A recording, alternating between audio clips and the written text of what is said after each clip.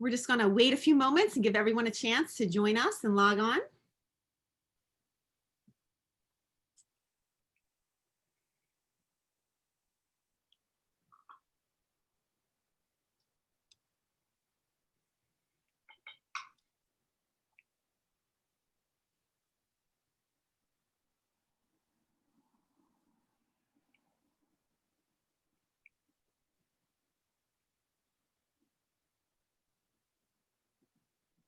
People are still jumping on.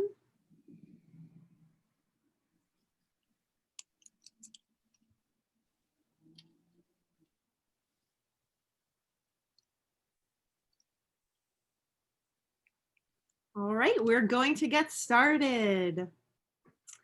Hello and welcome to Hawk Mountain Sanctuary's Stay at Home Speaker Series. Today's program is Custodians of Our Ecosystem, Women, Raptors, and Unsettling Words with Dr. Diane Husic, Dean of the School of Natural and Health Sciences at Moravian College. Hi, everybody. Glad you could join us tonight. Thanks so much for being here, Diane. And I forgot to mention another important thing. You're also a Hawk Mountain board member. So thank you for your service. And thank you to our wonderful audience for joining us as well. We're so glad that you're here. My name is Jamie Dawson. I'm the Director of Education at Hawk Mountain Sanctuary. And as you may know, Hawk Mountain is the world's very first refuge for birds of prey. And we continue to work hard to be leaders in raptor conservation, science, and education locally and globally around the world. Hawk Mountain is a private nonprofit, and membership is the lifeblood of our organization. To all of our members, thank you so very much for your continued support. And if you're joining us this evening and you're not a member, we hope that you consider becoming one in the future. Hawk Mountain hopes that everyone remains safe and healthy during these times of COVID challenges. And we are thrilled to offer our local and global community a variety of free virtual programming. As always, Hawk Mountain greatly appreciates and depends on donations. At any point during today's program, viewers may submit questions through the Q&A feature on the Zoom platform, and we've designated time at the end of the program to take some questions from the audience. And we are so excited that Dr. Diane Husic is joining us today as we examine the perception of women scientists and writers and explore what science, words, metaphors, and other expressions are needed to address today's environmental challenges. And before we get started, I'd like to take a moment to share some of Diane's impressive experience with our audience. So Dr. Diane Husic has a Bachelor of Science in Biochemistry from Northern Michigan University and a PhD in Biochemistry from Michigan State University. Before becoming Dean of the School of Natural and Health Sciences at Moravian College, she served as Chair of Biological Sciences. She teaches courses on biochemistry, environmental science, conservation biology, sustainability, environmental health, and climate change. Trained as a plant biochemist, her research focuses on the ecological restoration of a contaminated site, the Palmerton Superfund site, and examining heavy metal impacts on plants. She is involved with ecological monitoring along mountain landscapes in the portion of the Appalachian Mountains in Pennsylvania, as well as in the greater Yellowstone ecosystem, Rocky Mountains. Of key interest is how forest habitats, birds, and pollinators are responding to climate change and other environmental threats. These projects, including the Eastern Pennsylvania Phenology Project, include citizen scientists and provide an opportunity to better understand STEM learning in informal settings. Diane is an author on over 50 publications and has contributed to several reports, including a 200-page ecological assessment for a Superfund site and the 2011 PA Climate Change Adaptation Report.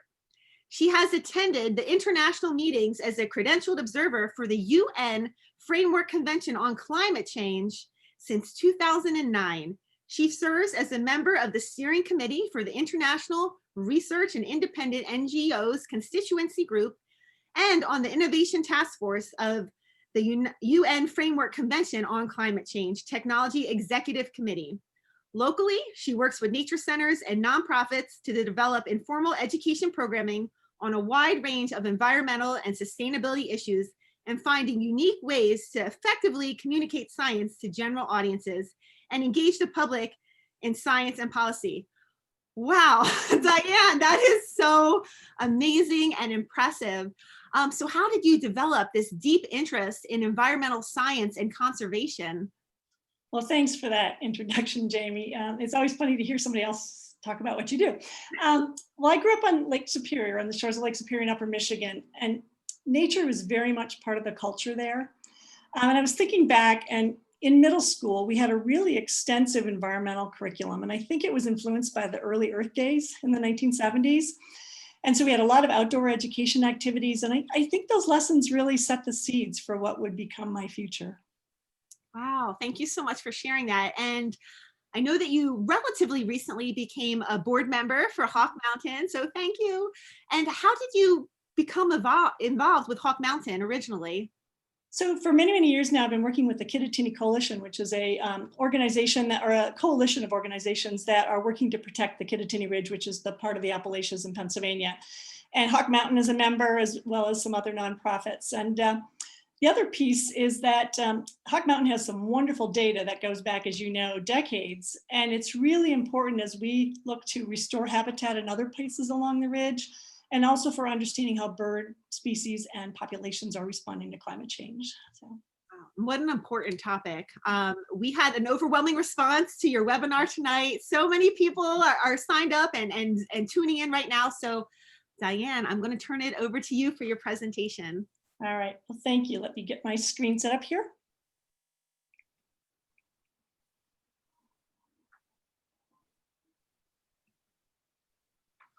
All right, well, thanks, Jamie, and a warm welcome to the audience for joining us here tonight. Back in July, the Hawk Mountain Board was working on its new strategic plan, and I found myself thinking a lot about Rosalie Edge and her tenacious efforts to not only take on the National Audubon Society and to create Hawk Mountain Sanctuary, but also to push for the creation of a number of national parks out west. This was a time when it was rare for women to be involved in conservation. She has been described as conservation's first lady, a firebrand, a hellcat, all of which say something about her disposition and how she was perceived. Before this work, Rosalie was involved with the women's suffrage movement. And since this year marks the 100th anniversary of voting rights for some women, I've been thinking a lot about women who have made a difference over the last several decades. For the record, at the time of Rosalie's work, there were other women trying to preserve wilderness or calling attention to environmental and occupational health issues, but they worked in the shadows of men who remain much better known. As we were immersed in those strategic planning discussions about raptor conservation and Hawk Mountain's 85-year history, I was reminded of something that I wrote in 2013 entitled On the Value of Raptors. This was a sequel of sorts to a previous blog entry commemorating the 50th anniversary of the publication of Silent Spring by Rachel Carson. The book was first published in the same year, 1962, that Rosalie passed away. In recalling those posts and thinking about Rosalie, a very rough notion for this talk began to develop. That rough concept would not have led to much without contributions of many other women who have provided suggestions and encouragement to me over the past few months. In several cases, they made important contributions to the content of this presentation, as you will see. I'm humbled and honored that so many women, people who I admire greatly, were so generous in their willingness to make this a collaborative effort by sharing their work. I will acknowledge them by name and their contributions as I go along, but I don't want to ruin all the surprises up front. So my story tonight begins with this group of former students at Moravian College. Unfortunately, this is the only photo I could find. It's from 2010 and it's not very high quality. All four of these women were environmental science or studies majors, my advisees and students in some of my classes. They came to me at the end of the fall semester in their senior year, lamenting that they hadn't had a class in which they were exposed to environmental literature. They wondered whether we could create a reading group for the spring. Now, when students show that sort of interest and initiative, it's pretty hard to say no. So they chose Friday afternoons for our meeting time, and I began to create a reading list for us. Now, as Jamie mentioned, my training is in biochemistry as a bench scientist, not in environmental literature. So I knew of Thoreau, Muir, Leopold, Abby, and of course, Rachel Carson. So that's where we started. A few weeks into the semester of readings, the students were saying, well, why are we reading everything about men? So the classics in environmental literature include a long list written by privileged white men. The, excuse me, the anthology Norton Book of Nature Writing has 82% male authors. 79% of the authors featured in another collection, American Earth, are male.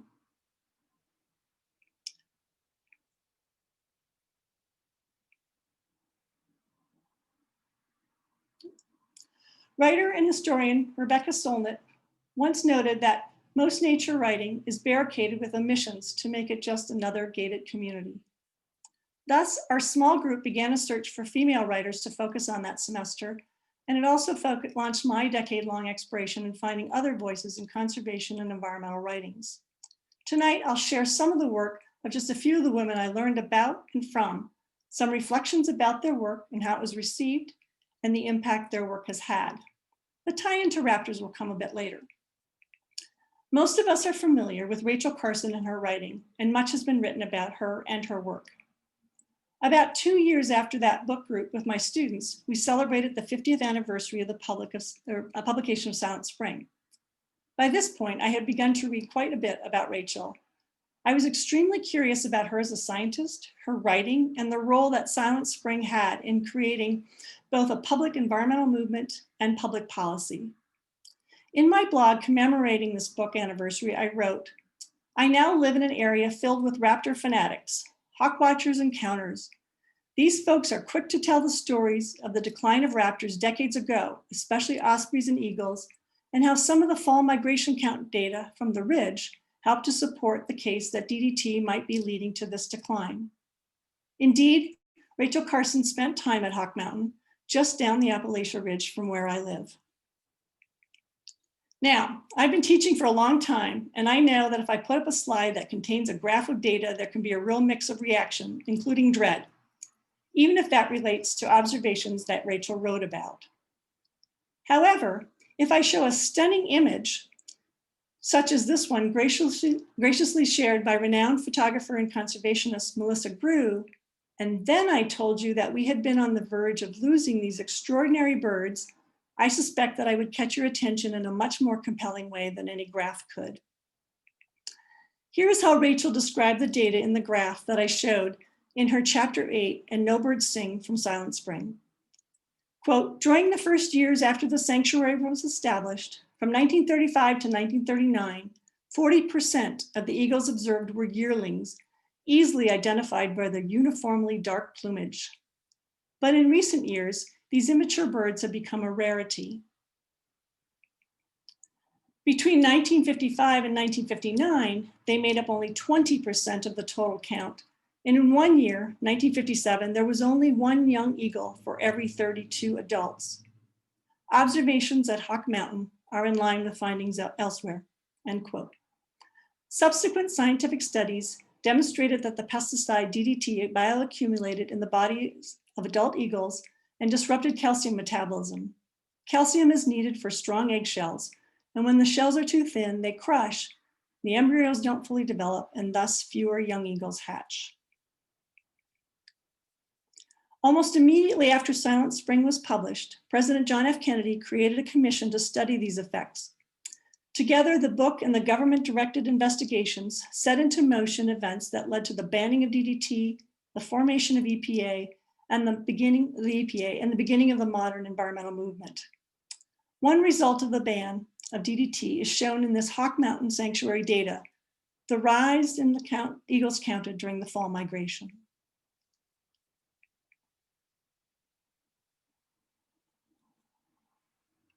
The Raptor Population Index project represents a partnership between 4 leading hawkwatch and migration research associations. The data here shows overall populations of bald eagles from the 1930s to the present.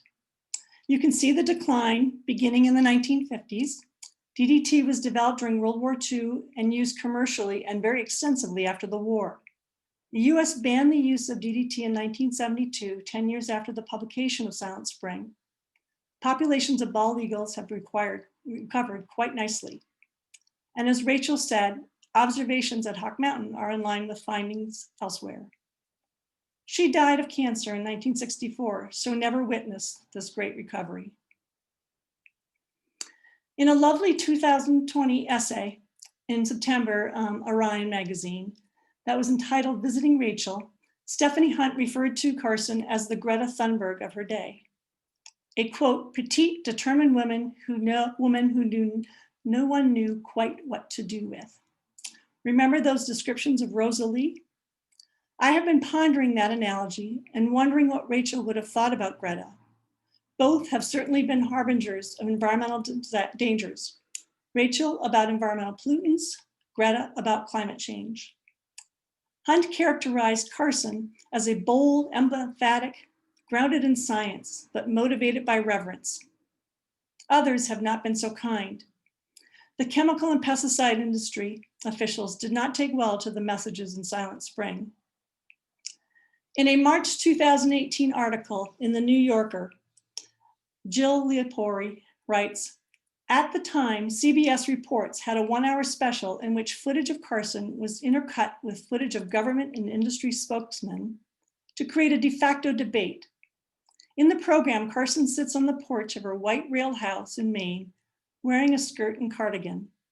The chief spokesman for the insecticide industry, Robert White Stevens of American Synonymid, wears thick framed glasses and a white coat, standing in a chemistry lab, surrounded by beakers and Bunsen burners. I already knew of Mr. White Stevens, who, like me, was trained as a biochemist. He publicly referred to Carson at the time as, quote, a fanatic defender of the cult of the balance of nature. His critique continued.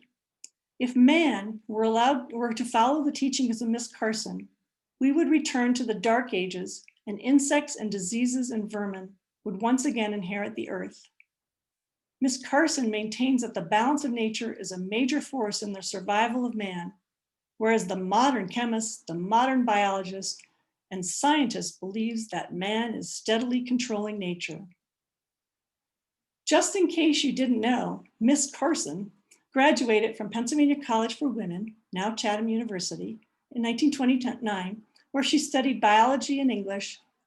She then studied at Woods Hole Marine Biological Laboratory and then received her master's in zoology from Johns Hopkins University. She spent almost 20 years as an aquatic biologist in the US Bureau of Fisheries. Mr. Stevens wasn't her only critic. A rather negative, well, scathing actually, review of the book was entitled Silence, Miss Carson, was published in the Chemical and Engineering News, a publication of the American Chemical Society. This was written by Dr. William Darby, whose credentials were touted at the beginning of the review.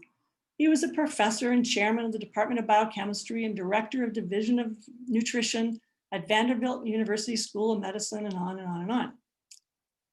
The review says, Miss Carson's book adds no new factual material not already known to such serious scientists as those concerned with these developments, nor does it include information essential for the reader to interpret the knowledge. It does confuse the information and so mix it with her opinions that the uninitiated reader is unable to sort fact from fancy.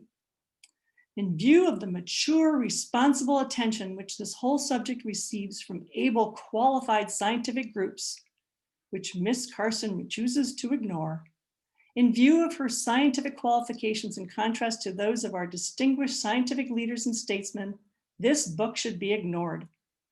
But then he added, the responsible scientist should read the book to understand the ignorance of those writing on the subject and the educational task which lies ahead. I remain saddened by the public attacks that were flung at Rachel. On what would have been her 100th birthday, articles such as Rachel Carson's genocide were still being published. My September 2012 blog begins. Today marks the 50th anniversary of the publication of Silent Spring, a book that begins with a simple fable and takes its title from a line by the 19th century English Romantic poet John Keats. The author of this now notorious book was a girl from Springdale, Pennsylvania, in Allegheny County, which has the distinction of ranking in the 90th plus percentile for the dirtiest, or worst counties in the country for 8 different air pollution measures. In this decade-long search for other voices, I have come to realize that I'm drawn to female writers whose work is grounded in science and focused on the environment, and often the link between environmental quality and human health. As part of this personal exploration into the aftermath of Silent Spring, I think of crusaders against environmental toxins that have come since Carson. Theo Colburn, Lois Gibbs, Arlene Bloom, Sandra Steingraber, Erin Brockovich, Terry Tempest Williams, journalists, housewives, chemists, biologists, authors, and women. I wonder how they dared to do their research, their investigations, their writing, and to speak out, knowing the toxic reactions that would be thrown their way. I wonder why it has been mainly women who speak out so publicly, risking their reputations. I know that there are plenty of men who do toxicology and environmental health research, but they tend to limit their voice to peer-reviewed scientific journals, a form of sharing data that is relatively inaccessible to the public.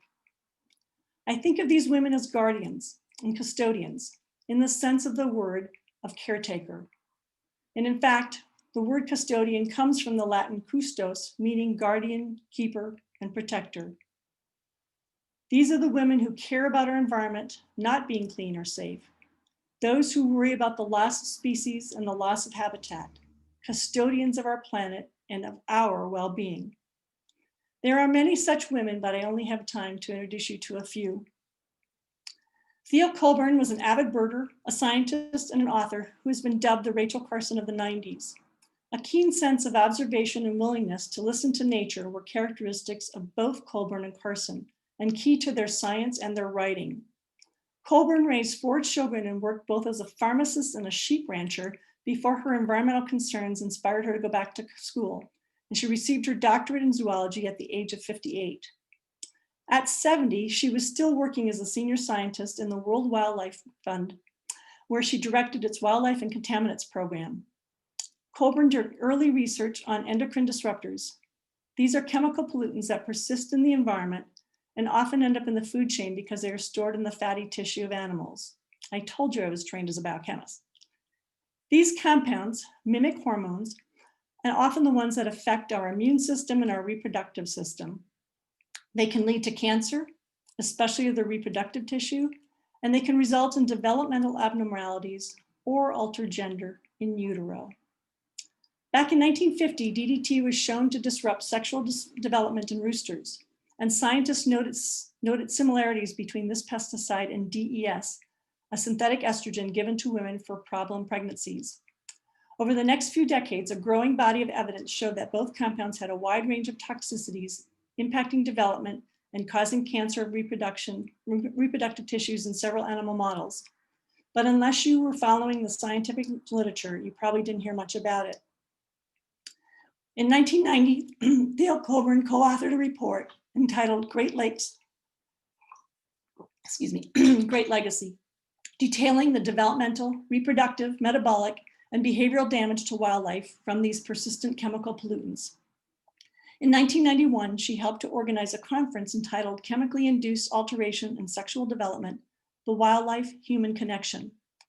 This book, Our Stolen Future, was published in 1996, and like Silent Spring, was written for a lay audience, and it shocked those who read it.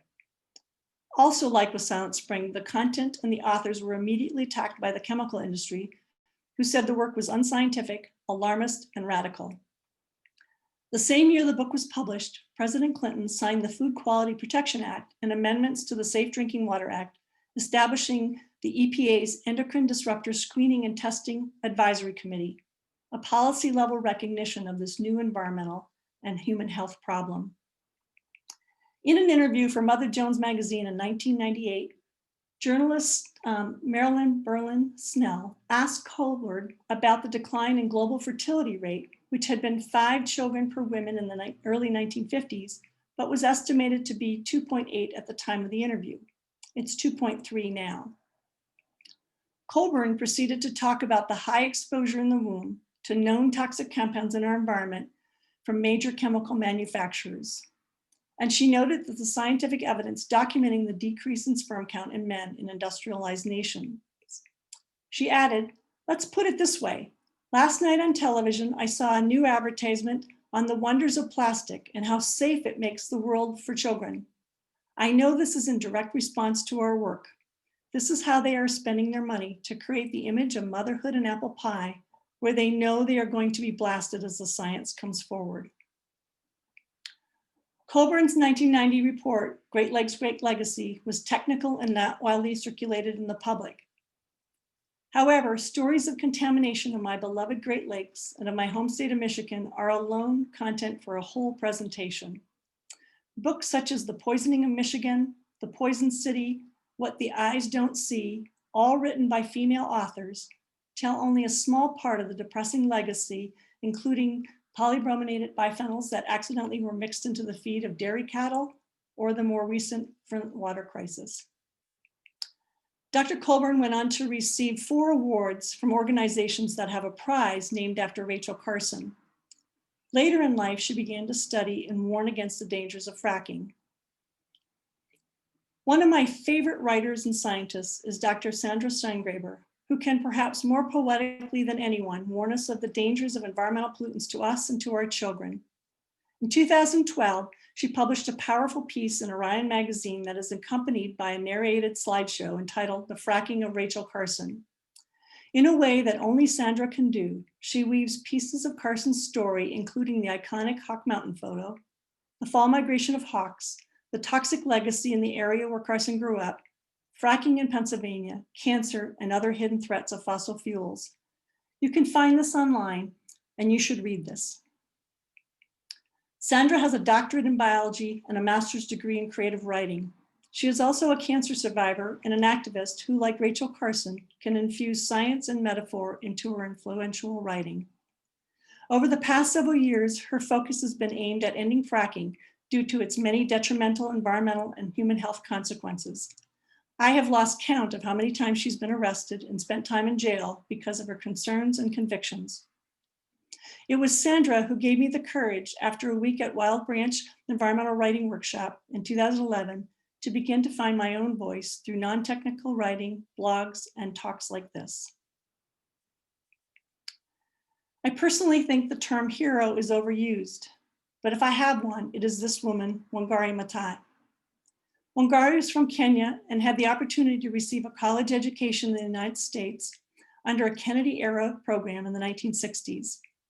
She earned both her undergraduate and master's degree in this country, and then went on to become the first woman in East and Central Africa to earn a doctorate of philosophy, receiving her PhD from the University of Nairobi.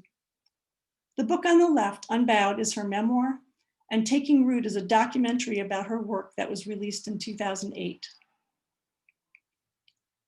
Not focused on environmental contaminants like the other woman I have mentioned, Wangari was instead concerned about the loss of trees in Kenya and the need to preserve soil and water quality.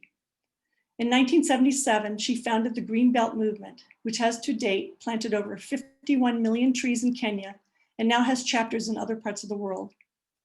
Not only focused on conservation, Wangari's work was also aimed at empowering communities, especially women and girls, to foster democratic space and sustainable livelihoods. Mama Miti is just one of the several children's books that has been written about her. In part because of her work to organize women, Wangari's efforts were viewed as a political movement and dangerous. On more than one occasion, she was beaten and jailed, targeted for assassination, and removed from her professorship position when her husband divorced her because she was, quote, too strong-minded for a woman. Nonetheless, she persisted and became the first African-American woman to win the Nobel Prize, winning the Peace Prize in 2004. This did not go over well with many politicians and governments, but it gave her an international reputation and a strong platform on which to share the message that ecology and democracy were indivisible. With this international attention, Wangari began linking her work to climate resilience and became an inspiration for women, especially from the global South. She was friends with former President Obama, who also had Kenyan roots and, like her, was a Nobel Peace Prize winner. And both were prominent forces at the UN Climate Conference in 2009. It was at those negotiations, the first ones that I ever attended, where I got to meet Wangari. We had a number of delightful conversations over a 2-week period, She was smart and warm and funny. Sadly, despite an open invitation, I never got a chance to visit her in Kenya. She died 2 years later from complications of ovarian cancer. This is another children's book, which, like Mama Miti, is filled with lovely art and the story of her conservation work. If you have a chance, Google Hummingbird Story in Wangari or find it on the Greenbelt Movement website and watch the delightful animated video in which Wangari tells the story of how an individual can make a difference. A 2015 article about her in Real Leaders magazine was entitled "The Troublemaker Who Fought Back with Trees." All 4 of the women I have focused on were trained as scientists, all extraordinary writers. All have been attacked for their work and labeled as alarmists or activists. 2 spent time in jail, 2 died of cancer, 1 still lives with the constant fear that hers will return. 1 died of lung problems, likely due to exposure to cadmium in an early research career. Now, I've talked about women in some unsettling words, but you're probably wondering why raptors come into the title of this talk. These intertwining themes may seem peculiar, but arose from the sequel blog post that I wrote in anger after reading this quote in a 2012 article in Forbes magazine entitled "Rachel Carson's Deadly Fantasies."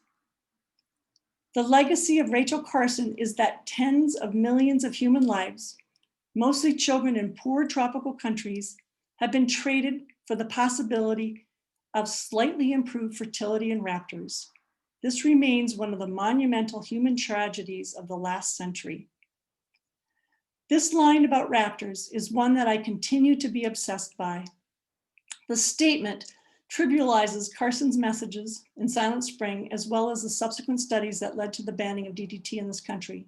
It also ignores the fact that DDT is still used in tropical regions of the planet that remain plagued by malaria. This photo by photographer Melissa Rue shows a tender side of vultures and sort of tugs at my heartstrings. I think we need improved fertility of raptors. The article in Forbes, which was so dismissive of birds and of Rachel Carson's work, led me to wonder about raptors and the people who dedicate their time or careers to researching birds of prey and working to conserve the habitats that they require. I think of all the volunteers, scientists, conservationists, who have often for decades served as hawk hunters, gaining their expertise in the classrooms of rocky outcroppings on the ridge. What is this fascination? Why did Rosalie, a socialite from New York, care so much about saving thousands of raptors from senseless shootings along the ridge? If you have ever read Rachel Carson's unfinished but extraordinarily beautiful essay, Road of Hawks, you know that she was also enchanted by raptors and hawks, or raptors. And that essay isn't published in this collection that was edited by her biographer, Linda Lear. These were the questions that I sought to answer when I wrote that piece about the value of raptors. It begins, my first memorable encounters with raptors occurred while on safari in Kenya back in the early 1990s. It wasn't that I hadn't seen raptors before, I simply hadn't paid much attention to them. However, a carcass on the savannah, covered with various species of vultures and marabou storks, picking at the scraps of rotting flesh, is a scene that is at once both fascinating and disturbing. While certainly not a Disney image, it is one that is not easily forgotten. At one of the locations on that trip, this bird, a palm nut vulture, was attracted to food set out as bait. What I remember at the time is that our group watched the bird for what seemed to me to be hours to get the right shot. A striking bird and a lifer, yes, but after a few minutes, I was ready to move on. What was the fascination for others? This species was classified as near threatened by BirdLife International in 2016. Almost 20 years later, when I was working on that piece about raptors, I came across some information from Hawk Mountain. Quote, African vultures, nearly all of them, are in big trouble, wrote Keith Bilstein, then the director of conservation science at the sanctuary. From the once ubiquitous African white-backed and hooded vulture to the decidedly less common lappet-faced and cape vulture, all 11 species of African vultures appear to be in substantial decline. Unintended poisoning, use in both traditional medicine and the bushmeat trade, and widespread habitat loss are all taking their tolls. I have been back to the continent 4 times since and seen a number of African vulture species and now appreciate them much more. I continued in my post. The near demise of birds of prey in this country due to the use of DDT is well chronicled story in the environmental circles and beyond. Of course, today we know that there are new threats ranging from the loss of habitat, wind turbines, climate change, and ongoing unintentional poisoning from lead shot, rodenticides, and other environmental contaminants. Can paintings such as these from Julie Zigafus, artist, writer, bird rehabber, and nature enthusiast, tell those stories of both the magnificence of raptors and of the threats they face? As I researched material for that post, etymology sites yielded some interesting word history. For instance, raptor appears to have first been used around 1600 as a noun meaning abductor. Ornithological applications didn't show up until about 1873. Raptorial, used as an adjective, means predatory or robber. They're all derived from the Latin root rapere, that means to seize and carry away. These are awfully harsh descriptions for a bird as charming as the American kestrel. Birds of prey then are associated in language and lore to notions of robbery and abduction. Hunters considered raptors, especially hawks and eagles, as competitors for game. Ranchers and herders have long viewed raptors, as well as other mammalian predators, as vermin, a threat to their livelihood. When Rosalie first came to the Kittatinny Ridge, the Pennsylvania Game Commission paid a bounty for raptors. Today, instead of hunters on those ridgetops, there are wind turbines. Raptors play many key roles in ecosystems, and as apex predators, they are particularly sensitive to toxic environmental contaminants that can bioaccumulate in their bodies. As such, they are both susceptible and important indicators of problems in the world around us. Once again, I think of the term custodian, both in the sense of caretaker or guardian, but also in those who clean up. Think of those vultures on the carcass. A Hawkwatch International post entitled Why Raptors notes that, quote, the presence of raptors in the wild serves as a barometer of ecological health. Birds of prey are predators at the top of the food chain because threats like pesticides, habitat loss, and climate change have the most dramatic impact on top predators. We refer to them as indicator species. The scene in this photo shared by hawk counter Holly Merker certainly invokes the cold conditions at Hawk Mountain that Rachel Carson wrote about in that essay, Road of Hawks. I still have much to learn, both about identification of raptors in flight and their natural history. But as someone who does climate change research, I have found that sifting through the fall migration count records and Audubon Christmas bird count data on raptors provides interesting clues as to how changing weather patterns might be influencing raptor behavior and ranges, even without having to sit on those rock piles for an entire day in cold, blustery conditions to gather that data. But I admire those who do. Back in 2012, when I collected input from raptor enthusiasts about why they loved them so much, all the responses came from males. For this talk, I needed to ask women for their responses. Anybody familiar with Hawk Mountain or raptor research knows Dr. Lori Goodrich, seen here doing what she loves. I asked her, what is it about raptors that drives your work? What fascinates you? She responded, I think it is their wildness and rarity relative to robins, doves, etc., as if they are an element of true untamed nature.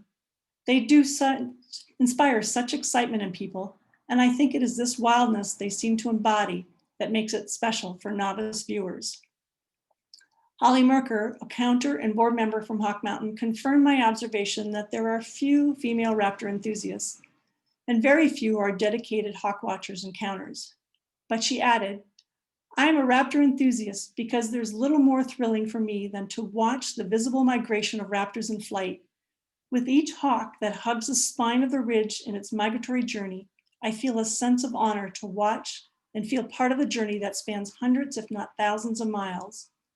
A hawk's harnessed power of the earth, sun, and wind during this journey is awe-inspiring. And it shows just how brilliant nature is and how much more we have to learn about the natural world. Becca McCabe, a doctoral student at McGill University and Hawk Mountain research assistant, shared this. Raptors are a fascinating group of animals to study. For me, they instill a deep curiosity and connection for the natural world. Not only do they serve as bioindicators for the health of our ecosystems, but they help connect humans to their environment. With their talons, sharp bills, and keen eyesight, they are the predators of the sky, and that alone is pretty cool. My work in all conservation is necessarily informed by data and careful observations of nature. But conservation must be more than that. It needs passion that can be developed in new generations of stewards. This passion can best be kindled by firsthand exposure to nature in general and birds in particular. It is further nurtured by the wisdom and beautiful artistry of my sisters in conservation and environmental science, and I can attest to the powerful impact that their work has had on my students. In thinking about the value of raptors and the impact that they have had on people, I remember having a conversation with Julie Ziegfeld several years ago in which she was telling me about her spirit bird, the turkey vulture, a choice that surprised me.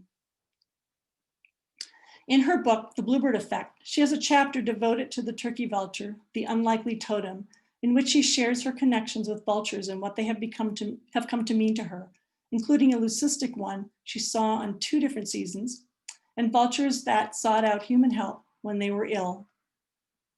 At the end of that chapter, Julie writes, I watch the sky as I walk these Appalachian foothills, and I still lift my eyes to the heavens when I'm wondering and worrying. But I don't wonder anymore if the vultures come to me for a reason. I know there's no answer, and it doesn't really matter why they come. It's enough that they do. Vultures make me smile, like sun on sparkling water. As I researched raptors for that blog post, I came across some information in a piece written by Peter Tewison. Quote, the word rapture comes from the same Latin root as the word raptor. It has to do with being taken up in the same way a giant predatory bird, or perhaps a dinosaur, takes up its prey in its talons. And metaphorically speaking, I suppose getting taken in by someone or some idea is quite a similar concept. We give our rapt attention when we are absolutely taken by what is being said or who is saying it.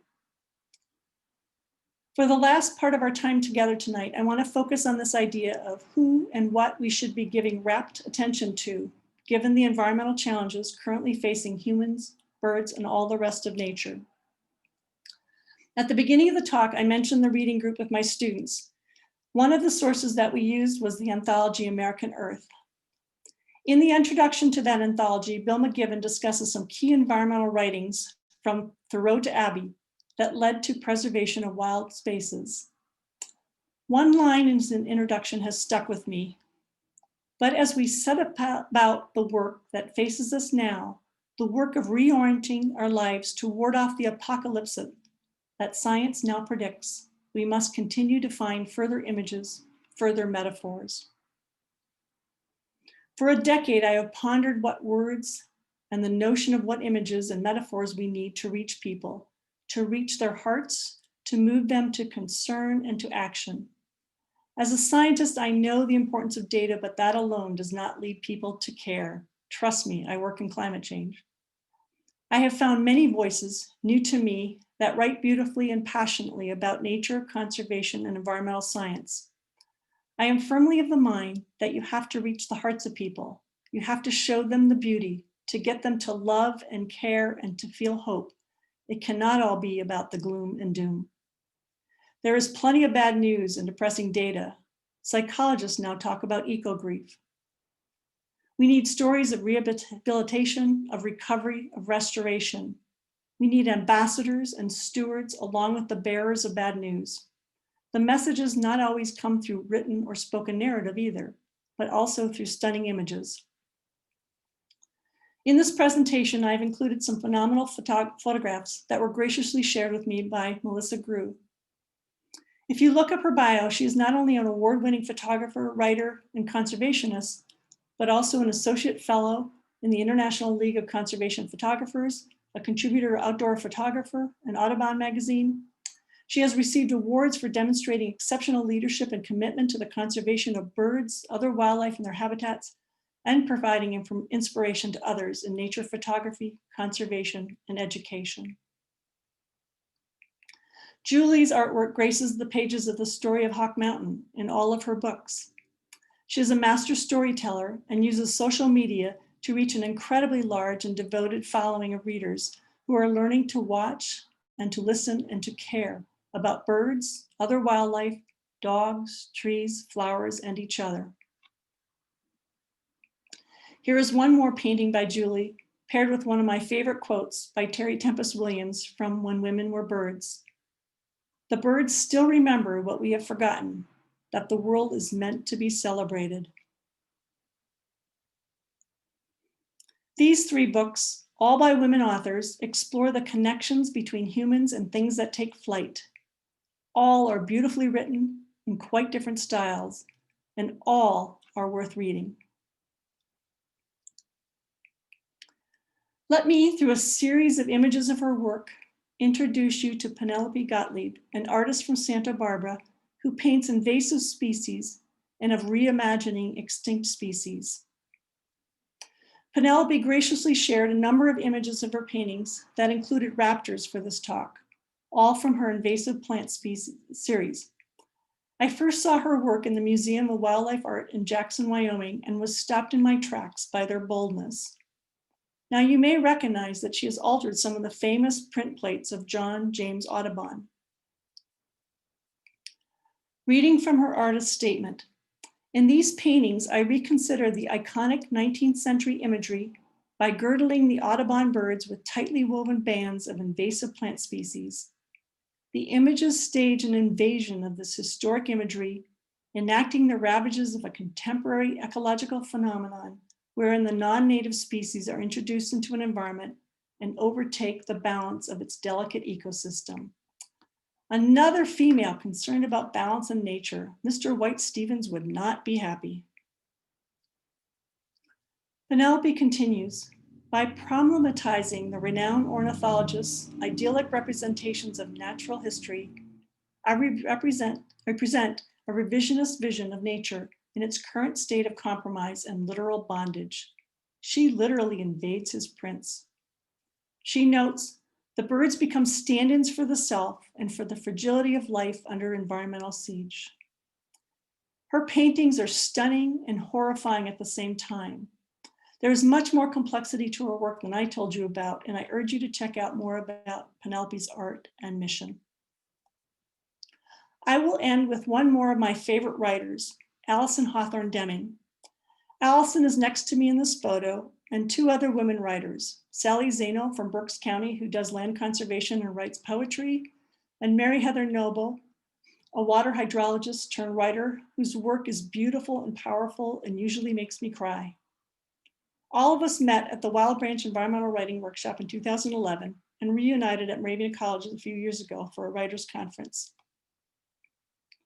In ways that never fail to amaze me, Allison intertwines science, graceful lines, and environmental themes in her writing, be it in poems or essays. Her book, Zoologies, on Animals and the Human Spirit, explores the deep connections between humans and other animals. Allison gets the reader to think about the impact of loss of loved ones and of these animals that are so important to our lives and our very essence, in a much less depressing way than Elizabeth Colbert does in The Sixth Extinction. In the 1994 book, Temporary Homelands, Essays on Nature, Spirit, and Place, Deming writes about her experience working in a clinic for injured raptors while doing residency at the Island Institute in Sitka, Alaska.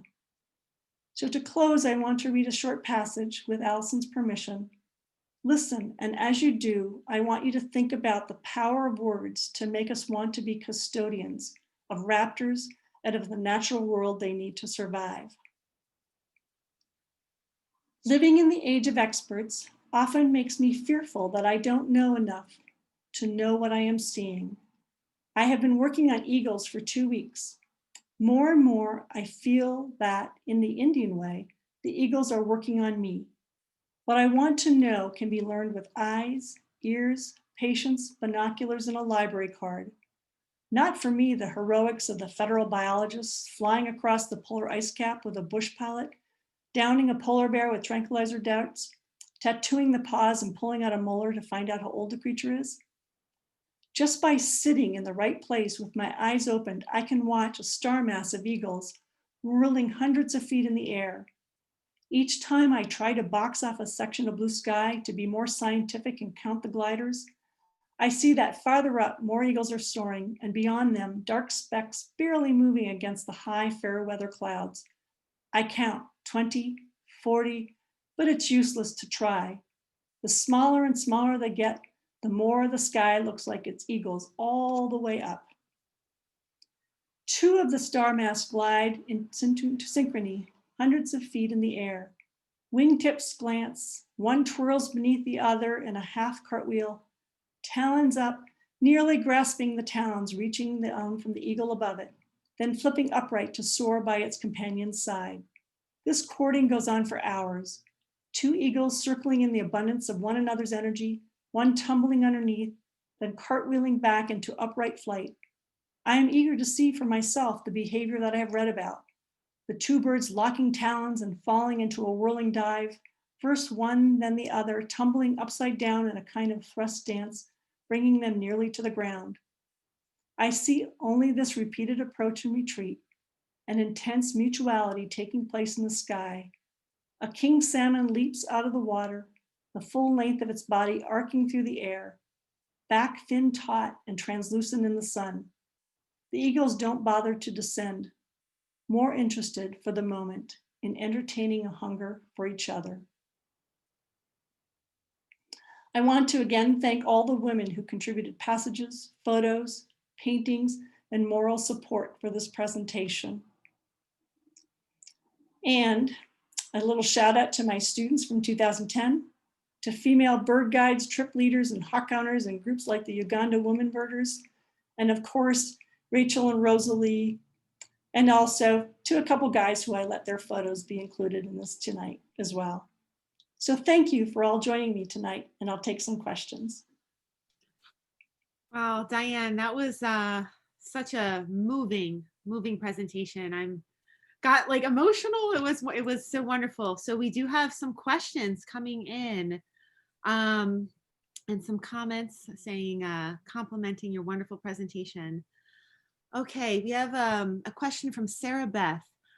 I wonder about the connection between your increase in creative writing and finding your voice in 2011 and the ability to speak more effectively as a steward of conservation in both international and regional spaces. Do you think your ability to connect others to science and the natural world shifted? And can good science only be observed if someone can tell a compelling story? Wow, that's a really interesting question.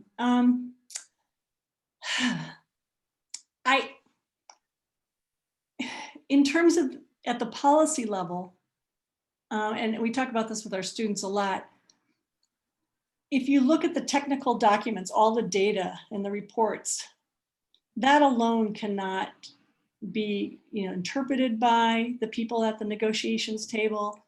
It's too much. It's hard to understand how it affects people. And I think you need translators, whether that's translators to the public, whether that's translators to the policy circles. And in order to do that, scientists or others need to find a way to catch people's attention. If you can't do that, you're not going to be able to tell them about the data, what the data means. And so part of this journey for me has really been, how do I reach audiences? How do I talk about climate change in a way that can get people to think about it without the partisanship, without the divisiveness in our country, and think about what's happening in my backyard, what's changing. And I think that through this readings of others, thinking about how others tell stories, that has helped me connect to audiences in ways that I never did before. Yes, thank you. And it's so powerful. And Diane, I know you're busy talking, but I wish you could see some of the comments coming in on the chat right now, just saying how much your presentation has impacted the audience. You'll have to save it for me. Yes. We have a question. What was the other quote on the slide with the Mary Oliver quote? Ooh, let's see if I can go back to that.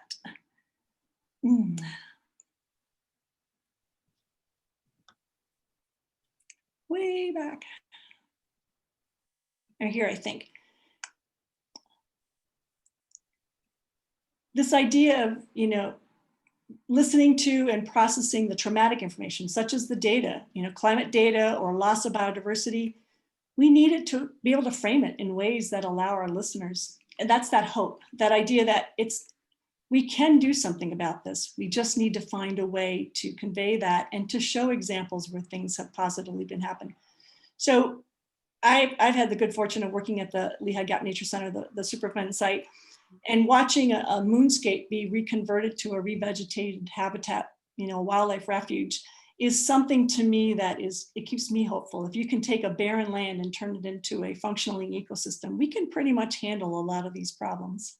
Yeah, absolutely. And that's one of the things I love teaching about Hawk Mountain with all the groups that come, is that it's a story of hope. When we share the history of Hawk Mountain, this is a story of hope and perseverance. And I feel like I also want to share, Jane Goodall has a phenomenal book on the subject called Reason for Hope, which for me personally, I found very inspiring. So let's see. And speaking of books, Diane, we had another question. Would it be possible for you to share a list of all the different books that you alluded to and referenced in your presentation? Because viewers want to start reading. And so if you wanted to share that with me at your convenience, I could then go back through TicketLeap and email that book list out to all of the registrants. Well, I put my email here if anybody wanted, questions as well. So either way. Yeah. Awesome. Thank you so much. Let's see.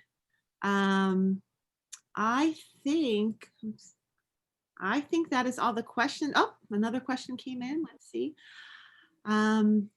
Okay. Okay. Hello, and thank you for a wonderful presentation.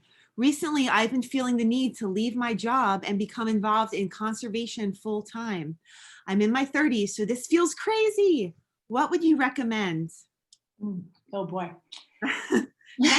Share that. Thank you for sharing that. Yeah, now, there's lots of ways to get involved with conservation. At the beginning, when you did my introduction, my training was not in that field. And I had the opportunity back in 2010 to become a Together Green Fellow. It was a program through Audubon, where I got to work with people from around the country who were really inspirational. And that coincides with some of this work that I talked about tonight. If people are thinking about doing things, I would suggest volunteering. Find a local organization, find something related to conservation in your backyard, if you will, and just see if it's right for you. That can be education, that can be getting out and doing restoration work, stream bank restoration, watershed work.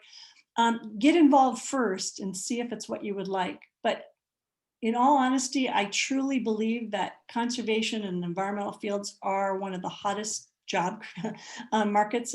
They're, getting a little technical now, but there's a booklet that just came out on the top 10 hot careers, and environmental work is one of them for the next decade. So. Nice. That's great to hear. And I think we have some comments coming in the chat to the person who asked the question saying, do it. Awesome. So you've got a lot of support virtually. Okay. Here's a question, Diane. Are there any women of color, LGBTQIA or disabled women authors that you cite in this program or that you would recommend? So that's a great question. And as I was working on this, and I made the comment from Rebecca Solnit about, who's been left out. There are growing voices. There's a book called Color of Nature, which is an anthology of writers of color. Alison Hawthorne Deming that I mentioned is one of the editors of that. And it's going to totally blank my mind. Laurette Savoy is another author of color who writes quite beautifully. There is a growing recognition of the voices, whether they're indigenous. The woman who wrote Braiding Sweetgrass, Robin and Kemmerer, is another person that I would recommend. But starting with one of those anthologies, The Color of Nature is a good one. And then not a female, but probably my favorite writer of color is Drew Lenham, who is a poet, a writer, and a like me, a faculty member in the sciences. So. Wonderful. And then we have a comment from Jillian, who I believe is one of your colleagues, Diane. Another author of color is Camille, is it Dungy? D-U-N-G-Y, poet and author of Black Nature. Yep. Oh gosh, more people are commenting. Aurora Levine Morales, medicine stories, also emergent strategy, Adrienne Marie Brown. Oh, perfect. Yeah. So you'll have to take the chat and write some of these down. Oh my gosh, I know. I'm like, I've written notes of all these books I want to read from this program. And I love Wangari. Oh my goodness. I feel like we got all the questions and just so many comments, just applauding you, Diane, for this inspiring and powerful presentation. So thank you again so much. Oh gosh, yes, and more people are asking, please write up a book list. We want to share it. So I think we'll have to start a book club here, the Hawk Mountain Women's Book Club. There you go. Okay, so Diane, and someone is saying to you, Diane, please write a book. Please Oh write God. Okay. I'm working on it right now. I got to finish that one first. It has to do with the restoration process, actually. So. Wonderful. Well, we'll be looking forward to reading that. So. And I want to thank people for coming. I know that there were a lot of people signed up for this. It was a kind of a risky topic, and it was out of my comfort zone, in case you couldn't realize that. And so for all the people who took the time to let me share my ideas, I really, really appreciate that. Well, thank you. And just all the feedback from our viewers was amazing. And personally, oh my gosh, I was so moved. I was having tears, all these emotions.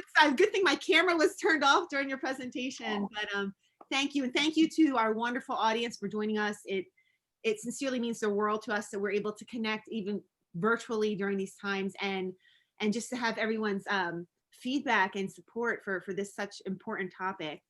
So thank you. We hope to see people, if not virtually, in person at Hawk Mountain. We are open, we have modifications for COVID. Check out our website. We do have some upcoming programs I would love to share with you. Oh my gosh, it's already mid-November already. So Saturday, November 14th, we have a holiday wreath workshop from 1 to 4. We have 2 spots left. And next Wednesday, November 18th, we have homeschool happenings, animal adaptations. Thursday, November 19th, we have a sanctuary story time, the Velveteen Rabbit at 11 a.m. And also on Thursday, the 19th, we have our final autumn lecture series, which is a virtual webinar with Dr. Allison Cornell, and it's the American Kestrel. So that will be a great program. And let's see, then Friday, Black Friday, November 27th, opt outside hike with us at Hawk Mountain. You'd rather be on our trails than shopping online on Amazon, right? Because the malls are closed. And that opt outside hike is at 10 o'clock. So thank you everyone so much. Much gratitude to you, Diane, for an absolutely fantastic program. Take care, everyone, and we hope to see you again soon. Thanks, everybody. Bye for now. They're saying claps. Yeah. All right, and virtual book club. Yes, we're seeing the comments. We wrote notes. Bye.